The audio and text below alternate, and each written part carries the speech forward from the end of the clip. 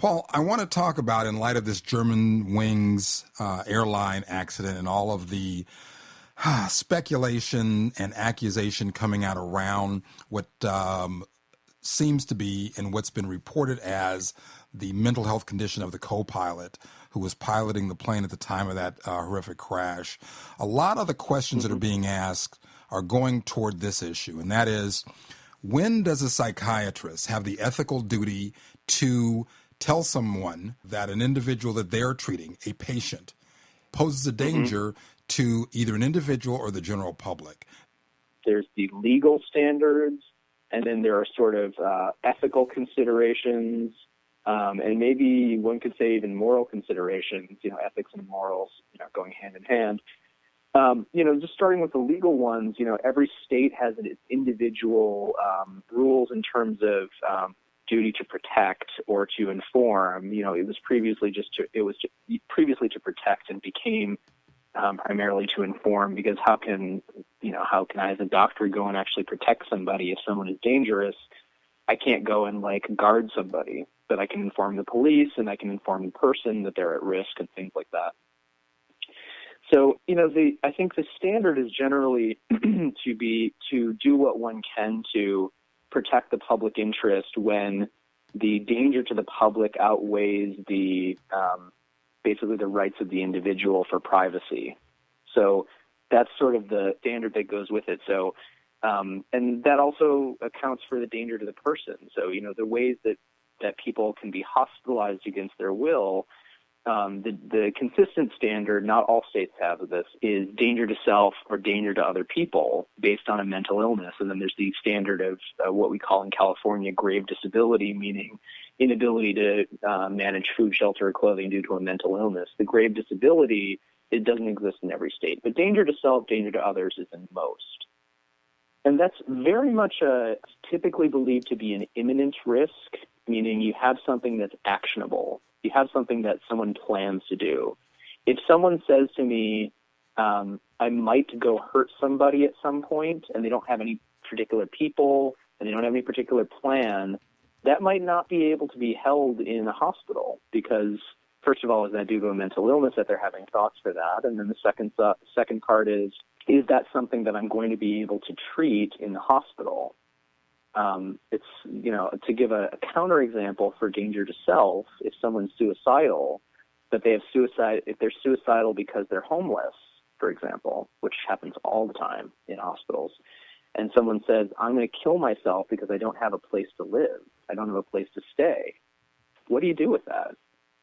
Right. And so it puts a tremendous pressure on psychiatrists to be able to weigh the risk factors and to say, is there things here that we can prevent? Are there modifiable risk factors that we can treat in the hospital? And if there are modifiable risk factors, then we try and intervene. That's a common standard. And some people fall in another extreme where they will hospitalize everybody just to kind of cover their butts because they don't know what's going to happen and they don't want to get sued. And then there's people who go the other side and they discharge everybody and think people, are too, they will shout fire in a crowded theater, or they're crying wolf, I should say. That would be a better analogy.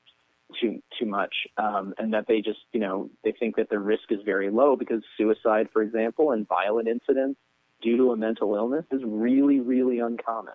So in weighing all of that, and as you taught me when I first started this show last year, that licensed professionals don't engage in assessing the mental status of someone who they don't physically, personally talk to. So I'm not asking you, and certainly don't want to get into any speculation about the mental health condition of this Germanwings co-pilot.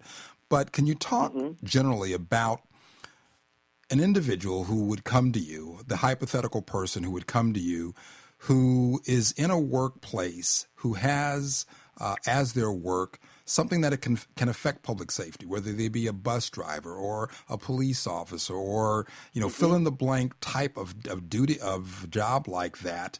How does that shake out for someone in your role as a treating therapist?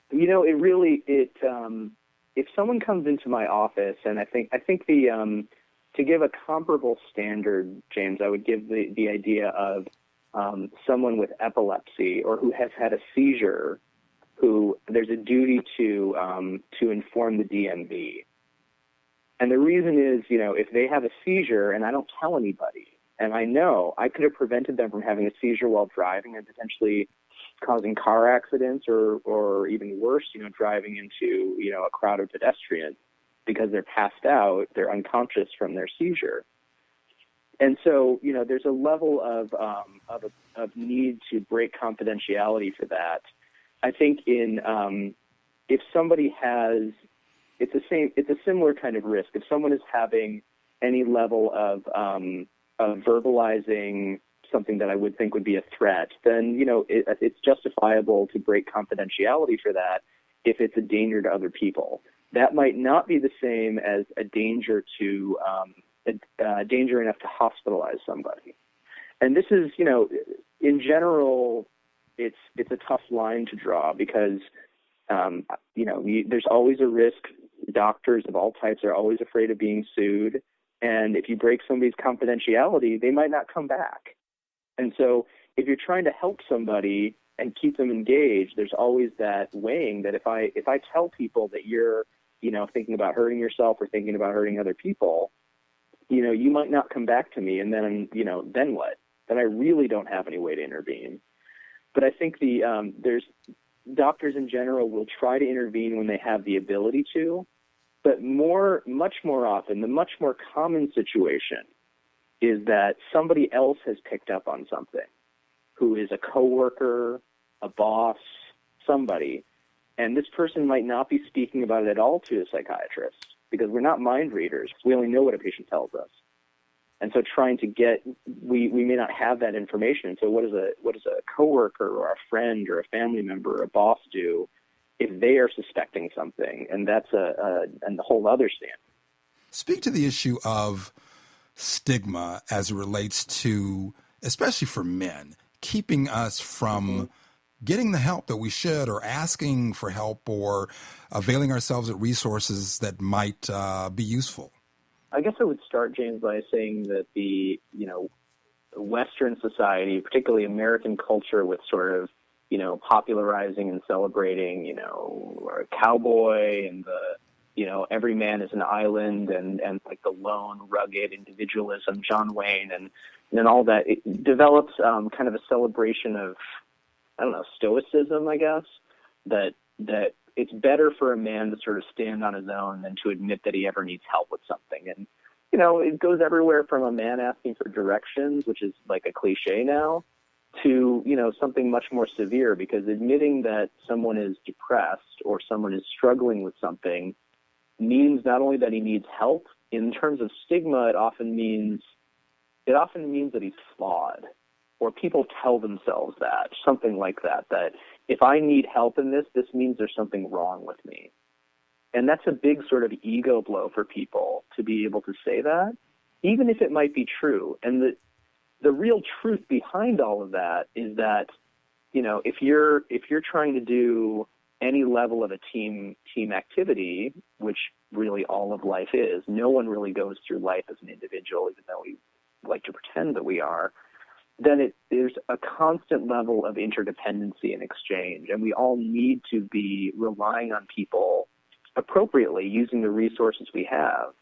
And, there are other cultures in the world where people, live and depend on each other every day of the week, and it's the intergenerational, enmeshment that is celebrated in that culture, and sometimes it's out of a survival instinct.